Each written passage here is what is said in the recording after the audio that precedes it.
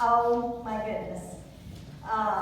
And in fact, when we thought we were going to have our Haven in April, and then we, yeah. Okay. She was the first one that's in saying, I have to be there. I have to be there. And I'm sure she'll explain why and what that means and everything. So anyway, she wanted to just kind of share a little bit with you. And so get to know Heather.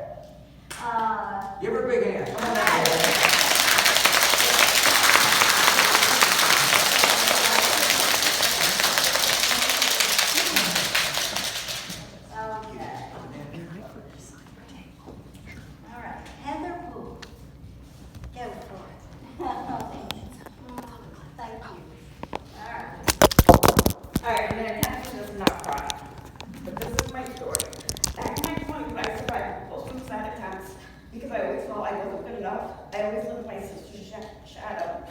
In 2007, I met a man who I had hoped I was going to spend the rest of my life with, but I suffered through domestic violence.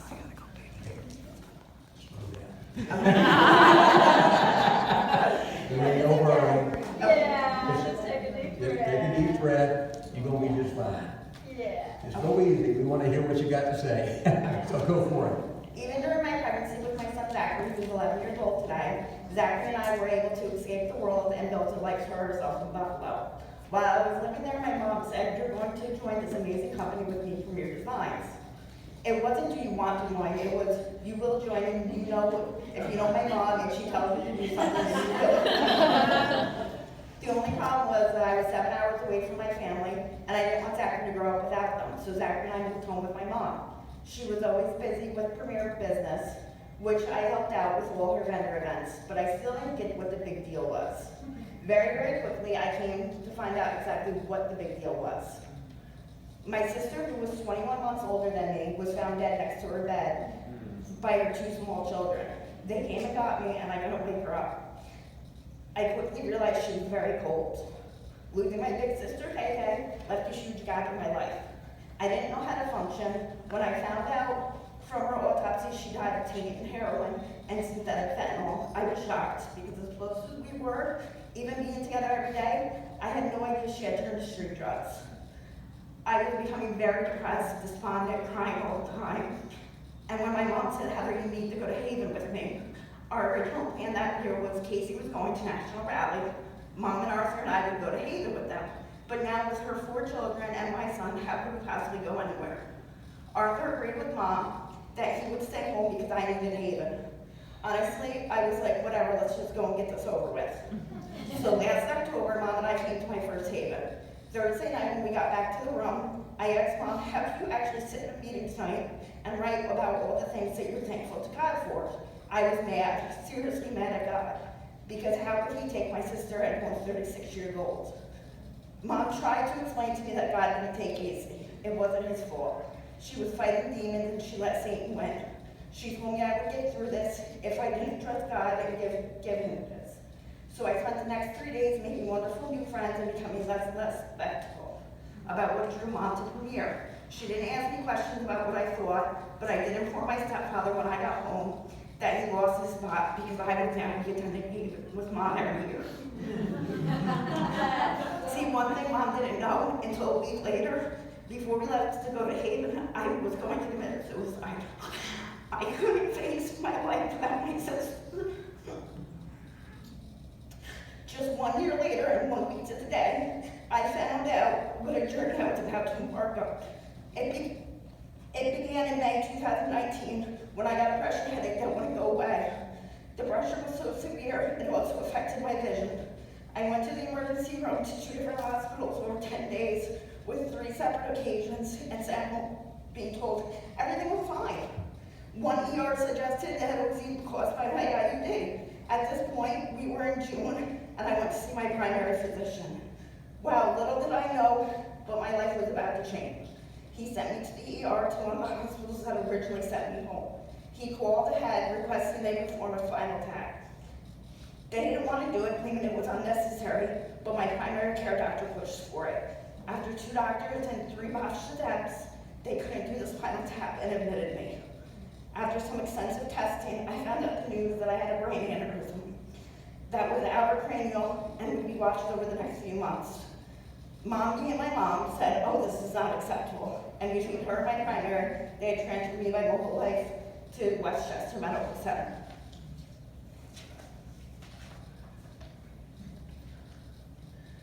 God saw it too that I was about to meet my best friend. His name was Dr. El-Mufti, and one of the top 3 neurosurgeons in the country.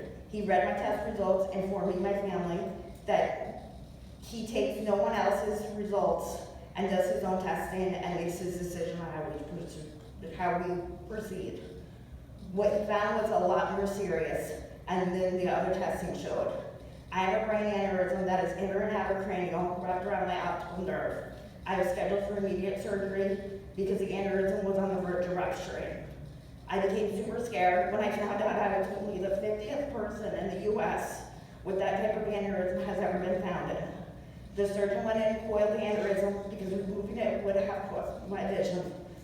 The vessel in the aneurysm had a weak neck on it, so it was unable to finish the coiling completely. When I woke up in the ICU, I found out that this was far from over. The aneurysm was still filling with blood, and he would need to go back in as soon as possible to attempt to put a stent in. He explained he doesn't know how this originally had ruptured, and I returned home again from the other hospital. I would never have made it back to the hospital. Reality was God gave me exactly what and who I needed at the exact time it was needed. They couldn't go back in the second time for 2 weeks because the groin and the leg needed to heal before they could go back in. See, this was the only way to get to this aneurysm because it's behind my left eye. The next surgery took twice as long because my blood vessels kept spasming, causing them to have to keep stopping. It turned out from years of previously smoking, my vessels and valves, now at 35, are that of 57-year-olds. I was very tired, but okay. I thought until the next day in ICU, I started getting sharp pains in my head and flashes of lights, shadows in my eyes, and my leg just didn't feel right. They rushed me down for testing, everything looked good, and they problem getting a pulse on my foot, even though the Doppler would always said everything looks okay. I get to go home a week later, but go back for a checkup since my leg was really bothering me. We agreed to try physical therapy, which made matters worse. After two visits, my mom calls the surgeon and he wants me back to the hospital right away. It turns out that I got a pseudoaneurysm and my right groin was a 10-inch blood clot inside of it. So off to surgery right away. They had to cut out the clot in the section of my artery, graft in a vein from somewhere else inside my leg. I woke up in recovery and off to ICU in pain, but feeling in my leg from the hip to my foot to this day never came back. I now walk with a walker. I get pins and needles in it, sharp bursts. Nerve testing has been done, and they don't know if it will ever regain the use of my leg. The incision in my leg resulted in an infection, and now a wound that has grown in size, so I'm being treated by wound care. All I could think about through all this was getting back to Haven. I now knew why God brought me here. I'm scared, I'm anxious, I'm depressed, but I'm alive and I'm thankful for that. I still have 2 more surgeries on my brain, which they will have to enter through my wrist now to go back, because they can't get back to my leg. I'm very, very nervous about it, but November 1st we will find out what the next one is. Starting with God, my mom, my grandfather, and on to my amazing premier family. Some I have never even met. I can't thank you enough for all the love, prayers, and support, and just traveling this unbelievable journey with me. But my story doesn't end here, for God had plans for me. I ordered a special gift for Janet and Gary, but it didn't arrive before we left, so I'm having it shipped directly to you guys. And you can go on live when you open it, because I really want to see your reaction when you open it. Oh, that's sweet. That's it.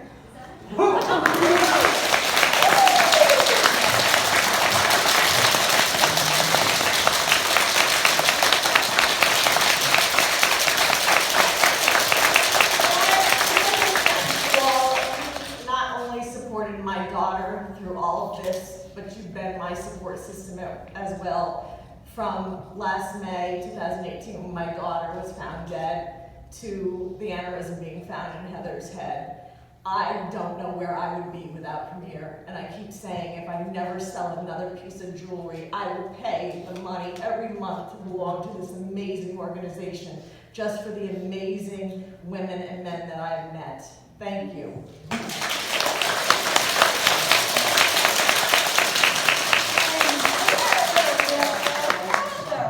Okay? Because I think out of anybody, I mean, she deserves this, all right? And it is the official Courage Award.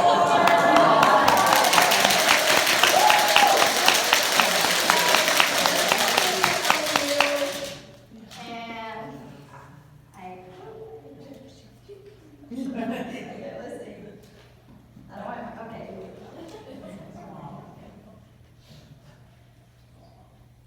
Because you have displayed, oh my goodness, courage, like, I can't even imagine. Okay. We need more pen training. Well, it would help if I would wear my glasses. I'm sure you love hearing that, don't you? Like, okay, we'll work on that. Okay. And I saw where she posted, somebody was talking, oh, Christine, when you posted with your red blanket and everything, and she got a red blanket last year, and she said she takes it to the hospital with her every time, right? Yes. So that we're all with her. It's in my Okay? hospital bag. Yeah. It's actually with me now. I brought it on the plane, but it stays in my hospital bag. Well, we want you to have another one.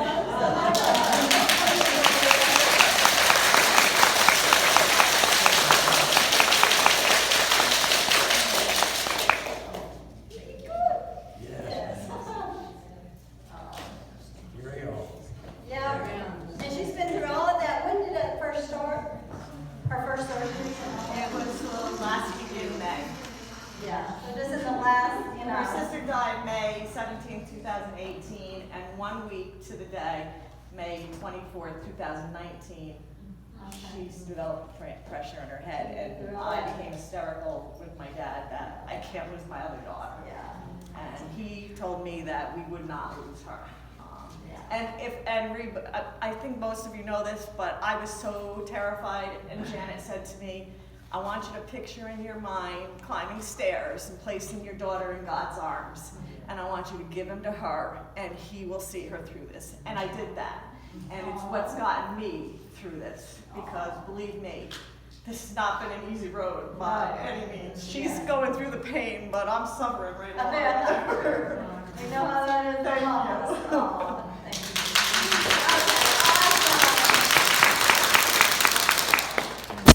I keep forgetting that there's a Velcro back here, and I keep sticking to it.